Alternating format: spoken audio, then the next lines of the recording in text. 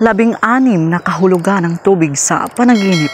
Una, malinis na tubig sa panaginip. Ito ay nangangahulugan na maayos mong nakokontrol ang iyong emosyon at damdamin. Pangalawa, maruming tubig sa panaginip.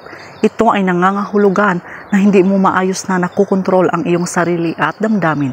Pangatlo, bukal na tubig sa panaginip. Ito ay nangangahulugan ng iyong pagiging positibo at tiwala sa iyong sarili na kaya mong malampasan ang anumang hamon o pagsubok na dumating sa iyong buhay. Pang-apat, mainit na tubig sa panaginip.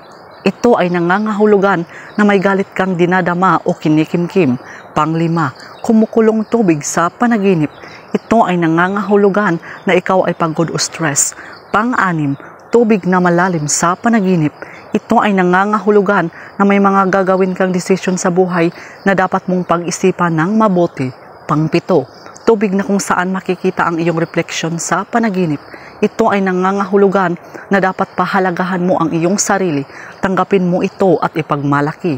Pang-walo, kung ikaw ay tumatakbo sa maalon na tubig sa panaginip, ito ay nangangahulugan na ikaw ay may tinatakasang problema o hinanakit. Pang-siyam, kung pinapanood mo lamang ang maalon na tubig sa panaginip, ito ay nangangahulugan na may tinatago kang lihim o problema. Ito ay hindi mo masabi sa kadahilanang ikaw ay takot sa anuman ang mangyari. Pang-sampu, naliligo sa tubig sa panaginip. Ito ay nangangahulugan ng paglilinis o pagbabago sa iyong buhay. Pang-11, nalulunod sa tubig sa panaginip. Ito ay nangangahulugan na may darating na suliranin sa iyong buhay kaya dapat kang magpakatatag palagi.